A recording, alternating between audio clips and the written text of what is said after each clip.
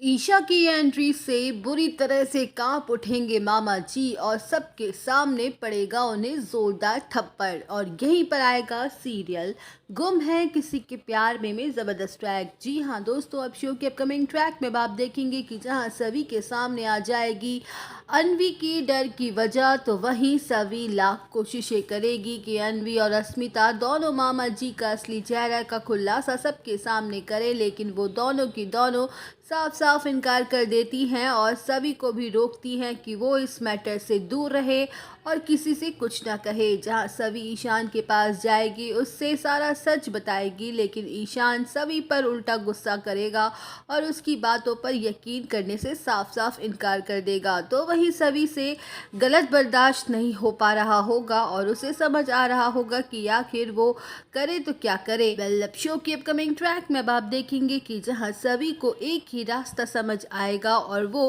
अपनी मदद के लिए करने वाली है अपनी ईशा मैम को कॉल, तो वहीं सभी ईशा को सारा का सारा सच बता देगी कि कैसे अस्मिता काकी और अवनी मामा जी के टॉर्चर को बर्दाश्त कर रही हैं और पता नहीं किस डर की वजह से वो ये सच्चाई सबके सामने ना लाने से डर रही हैं।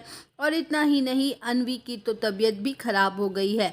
जहां मुकुल मामा का नाम सुन के ईशा के होश ही उड़ जाने वाले हैं और उसको याद आ जाने वाली है अनवी के साथ बचपन में हुई उस हादसे की याद। वेल, शो के अपकमिंग ट्रैक में अब आप देखेंगे कि जहां मुकुल मामा का नाम सुनते ही ईशा अपने आप को रोक नहीं पाएगी और वो भी इस डर से कांप उठेगी कि अनवी फिर एक बार बड़े खतरे में है। तो वहीं ईशा ये बड़ा फैसला कर लेगी कि अब वो अनवी के साथ गलत नहीं होने देगी, क्योंकि बेचारी बच्ची के साथ बचपन से ही बहुत गलत होता आया है।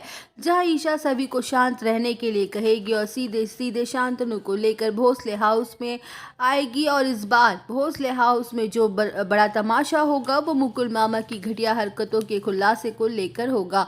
अब शो के अपकमिंग ट्रैक में आप देखेंगे कि जहां पार्टी शुरू हो जाती है और हर कोई पार्टी एंजॉय करते हुए नजर आने वाला है, तो वहीं ईशा की धमाकेदार एंट्री हो जाती है और वो गुस्से में इतना ज़्यादा भड़की हुई होती है कि वो आते ही मुकुल को सबके सामने ज़ोरदार थप्पड़ जड़ देती है और जिसकी देखकर उड़ जाएंगे सबके होश। और जिसके बाद अक्का साहिब गुस्से में बौखला जाएंगी और कहेंगी कि तेरी हिम्मत कैसे हुई मेरे भाई को मारने की। जहां ईशा कह देगी कि अक्का साहिब, काश आपने 20 साल पहले अपने भाई पर हाथ उठा लिया होता तो आज ये नौबत नहीं आई होती अवनी के साथ।